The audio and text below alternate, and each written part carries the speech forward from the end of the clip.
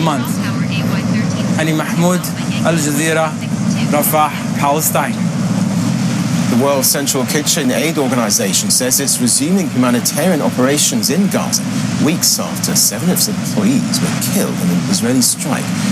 Their convoy was hit in central Gaza on April 1st, despite having shared their movements with Israeli forces. Israel apologized and described the incident as a grave mistake. The NGO's chief executive, Erin Gore, says the Israeli army has changed the rules of its operations, but notes it has no concrete assurances about the safety of its employees.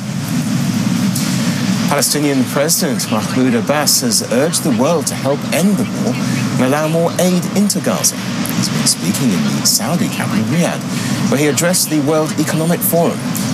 Abbas appealed to the US to prevent Israel from launching a ground attack on Rafah, where more than 1.5 million people are sheltering. He also warned that Israel could try to push Palestinians out of the occupied West Bank after its military operations in Gaza. In the occupied West Bank, many are critical of the Palestinian president, as Zain Basravi reports now from Ramallah. Palestinian President Mahmoud Abbas's comments are being met with skepticism and criticism. Yes, it is the first time he has spoken so publicly about these problems. Yes, it is the first time that he has laid out the collective Palestinian fears in such great detail on the international stage. But many say that these problems have been going on for 6 months. Palestinians have been suffering for 6 months, and Abbas's comments come too late and don't go far enough. He's being specifically criticized for some points that he made while speaking about Palestinian statehood, about Palestinians' right to self-determination. In the same breath, he said that Israel has a right of full security, and this is our duty. He's being criticized for trying to put the ideas of Israeli security at the forefront of a conversation about trying to resolve the problems between Israeli communities and Palestinian ones at a time when Israel's military occupation of the West Bank, Israel's ongoing war in Gaza, continues to cost Palestinian lives, continues to dehumanize Palestinian communities. So the idea of Israeli security, bringing that into the conversation, is something that many Palestinians say they simply cannot stomach. Zain Basravi, Al Jazeera, Ramallah in the occupied West Bank, Palestine. Still to come on Al Jazeera, sparks fly in the southern China as tornadoes tear through a major industrial hub. Also, I'm Famida Miller in Soweto, where we're speaking to anti-apartheid activist and jazz legend Sipho Heartsticks Mabuse, as South Africa marks 30 years of democracy.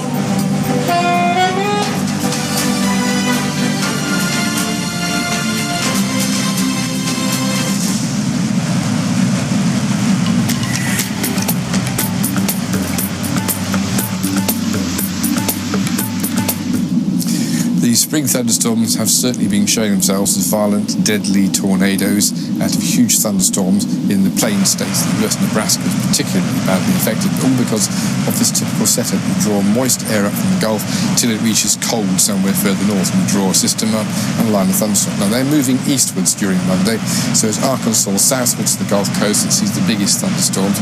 Top end is still cold enough to see some snow. Not far from Winnipeg, you'll notice. But the plain states look fine. There's still snow in the northern Rockies and even on the coast of Washington State, windy, wet weather. But the next system's already building. So from Iowa down towards maybe northern Texas, though these showers look small, they could grow again. And these, thankfully, are dying down in their ferocity. Now, throughout the Caribbean, there's feral breeze full of showers. Again, focusing on the Leeward Isles, Turks and Caicos, Puerto Rico, Hispaniola and back through Cuba. Frequent showers, they seem to be getting bigger and more frequent for the next couple of days. In South America, where we've seen some big thunderstorms in southeastern Brazil, they're moving back down towards Uruguay, and Rio's dropping from 39 to 31. Seasonal rains through northern Brazil back towards Ecuador are also not quite as ferocious on Monday.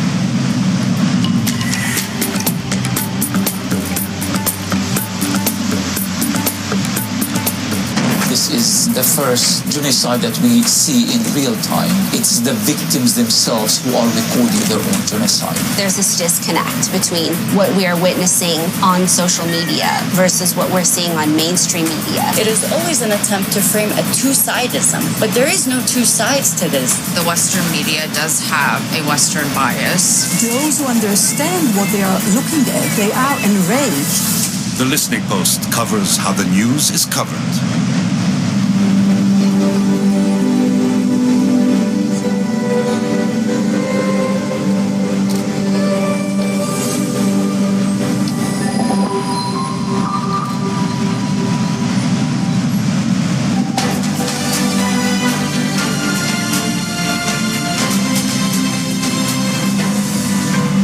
You're watching Al Jazeera. A reminder of our top stories now this hour.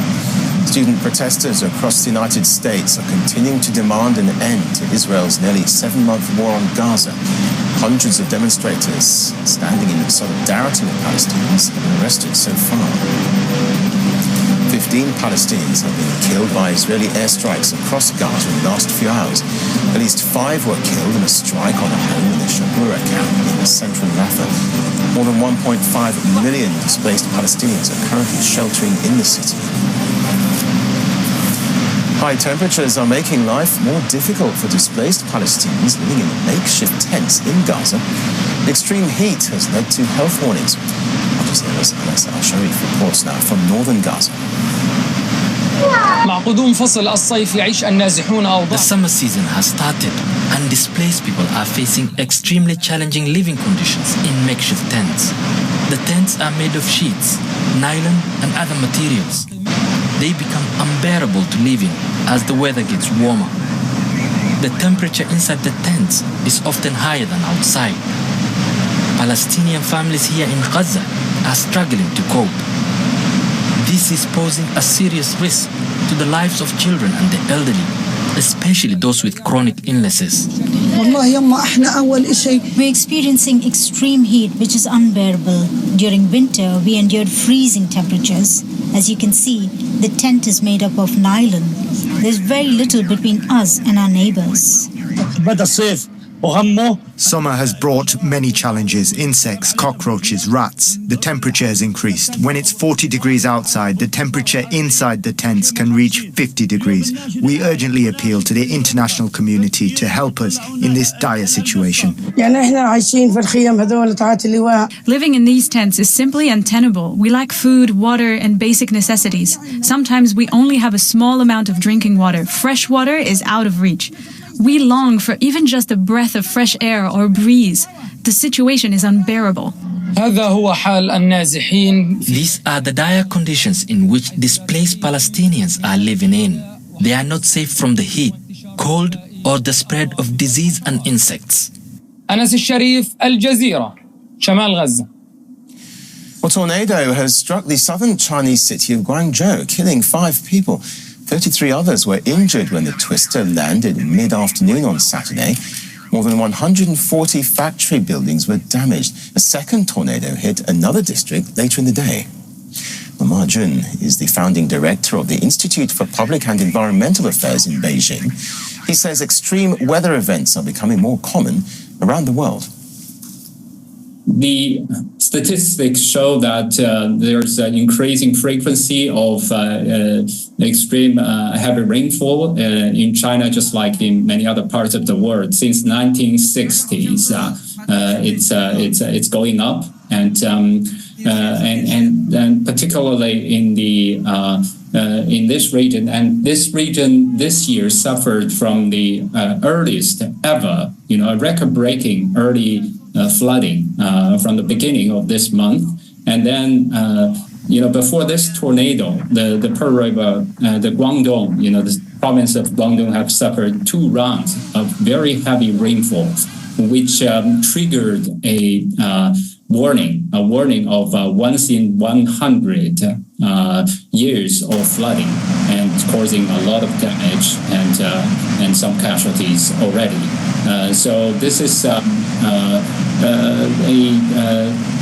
new challenge that we have to deal with, and China's trying to strengthen our early warning system, with better meteorological forecast capacity, and also emergency response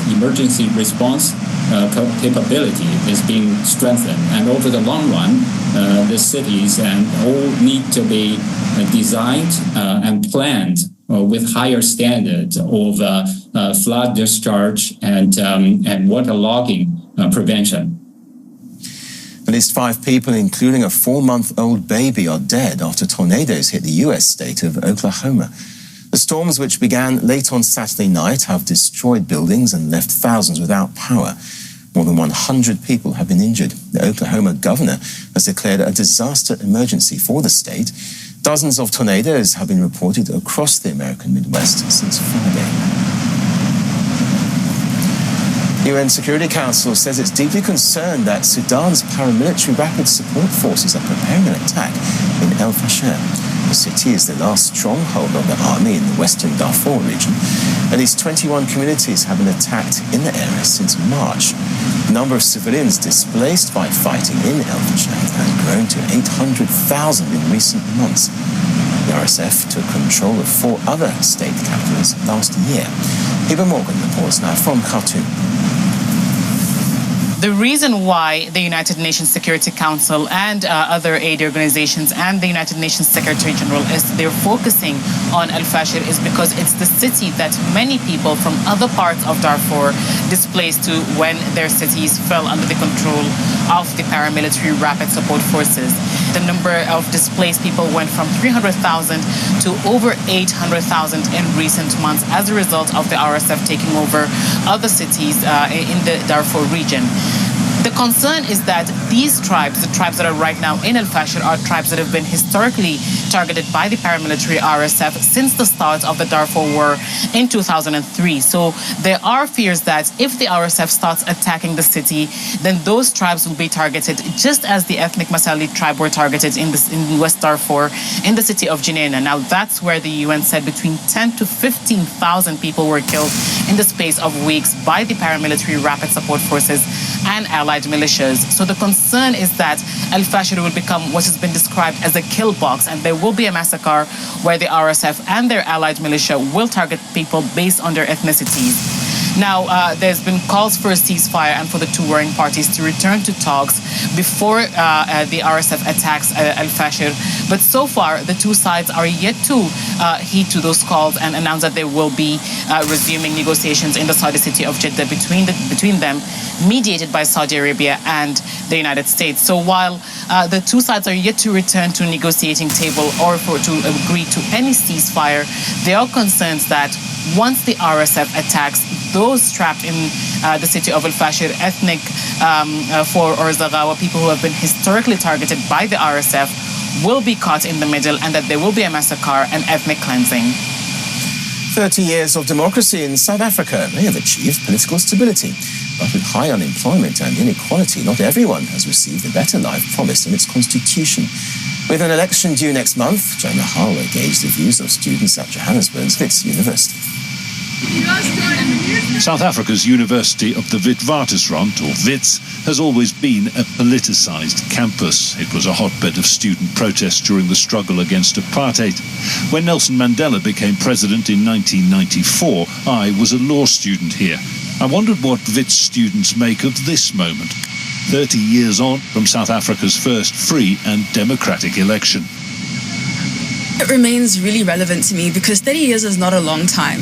Like, it was only recently when we got the democracy that we have and the freedom of everybody to vote the way we have. I think it would be unreasonable to say there hasn't been progress because, for one, we have political rights, we can vote, we have freedom of speech, we can criticize our government as much as we want. I'm not going to come to you and say, if you vote for this, if you remove the ANC from power, or if you do ABC, it's going to change overnight. No. South Africa is a mess. We're in a very deep hole. It's going to take a lot for us to take ourselves out of it. So it's very important to be hopeful but realistic at the same time. Essentially, I think that democracy to South Africa was packaged nicely, put a ribbon on it, put Mandela on the face and threw it out there for black people. What we saw was an opportunity for change. We're still figuring out what works for us and what doesn't. So it becomes very hard to explain to a generation of people who were born free, who were thrown into the system where we were told you have this right, you have that right, but not really taught the responsibilities and not really being able to hold their leaders accountable. The essence of a democracy is changing of leadership. So to see how healthy our democracy is, I think this year will be important in that sense. I often say I'm the change I want to see, and that begins with me. One dilemma with young people is that we vote and think that's where it ends. You don't inform yourself, you don't educate yourself about the state of the economy, about where we are currently standing and how you can make that change and contribute to it.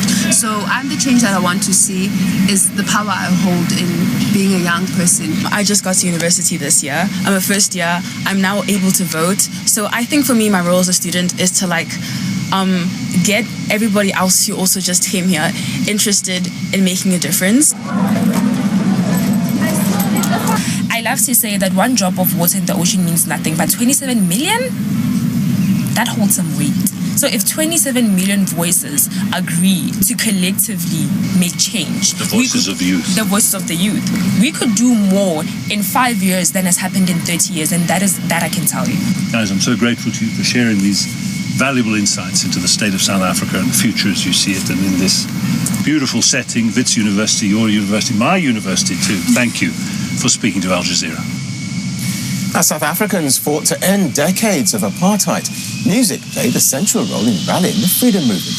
Sipho Hostix Mabuse is an artist who used his talents to encourage unity and equality.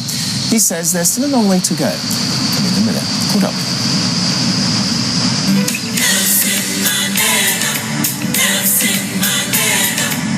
I have cherished the ideal of a democratic and free society in which all persons live together in harmony and with equal opportunities.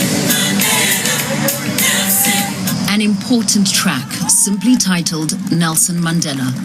It was written by musician Sipho Hostix Mabuse in support of the freedom fighter who had been imprisoned for 27 years. It was just natural. As a musician, you feel the importance, the contribution that one could make in writing a song like that. The song itself was a contribution, a rallying call for Nelson Mandela's release.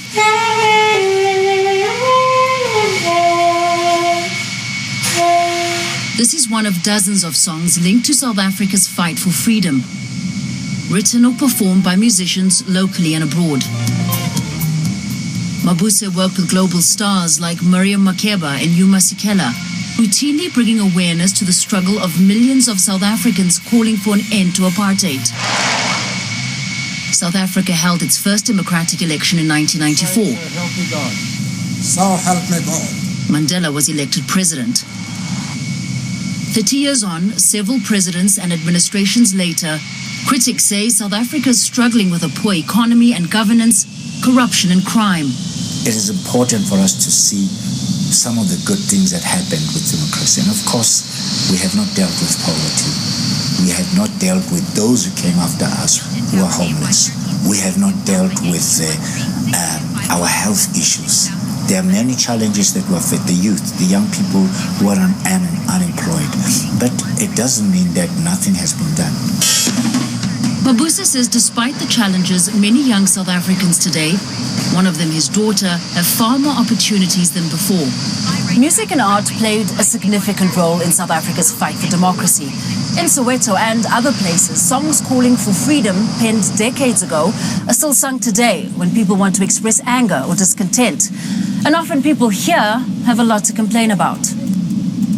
While democracy brought significant change and freedoms for many here, the government has not fulfilled some of its promises, while South Africa remains one of the most unequal societies in the world.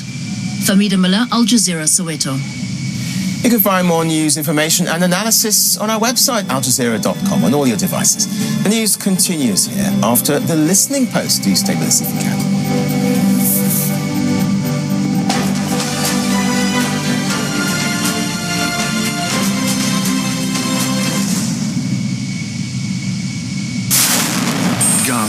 July 2014, as Israeli forces bombarded the Gaza Strip for 50 days, resonant of the current war.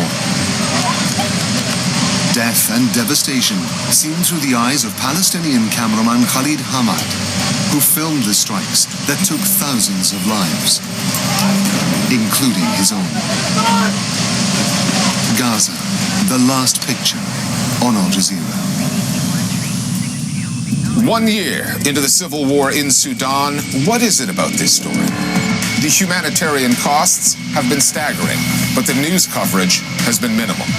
Silencing the voices of dissent at U.S. universities over Israel and Gaza, and what that says about freedom of speech in America. Plus, restoring the independence of state-owned news outlets in Poland has not gone according to plan.